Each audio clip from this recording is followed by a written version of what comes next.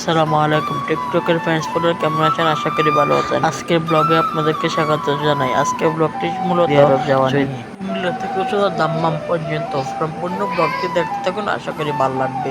চলুন বেশি কথা না বলে গাড়িতে উঠি। সম্পূর্ণ ব্লগটা আশা করি ভালো লাগবে আপনার। বেরিয়ে গেলাম এলাকা থেকে। গ্রামের রাস্তা দিয়ে ছোট চললাম ঢাকার উদ্দেশ্যে।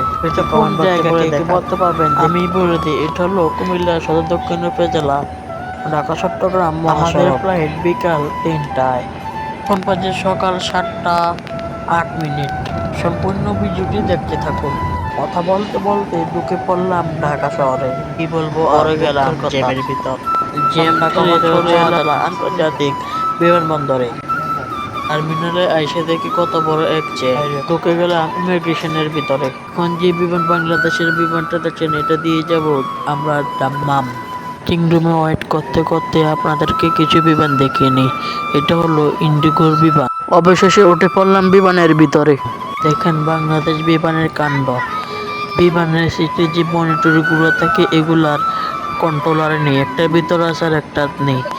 কিছুই বলার নেই। বলতে বিমানটা ছেড়ে দিল। বিদায় বাংলাদেশ, বিদায়। আকাশে উঠে গেল বিমানটি। দেখতে থাকুন বাকি কিছু ঢাকা শহর।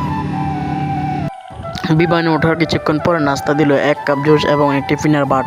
চলুন আপনাদেরকে কিছু আকাশে সিনেমাটিক ভিউ দেখায় বিমান থেকে।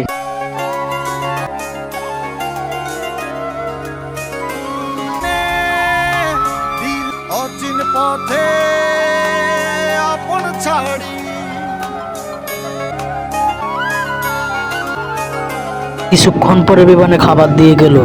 খাবার দিয়েছে ভাত, সবজি, মুরগি, বন, বাটার, সালাদ এবং কফি। খাবারের মান ছিল একদমই বাজে।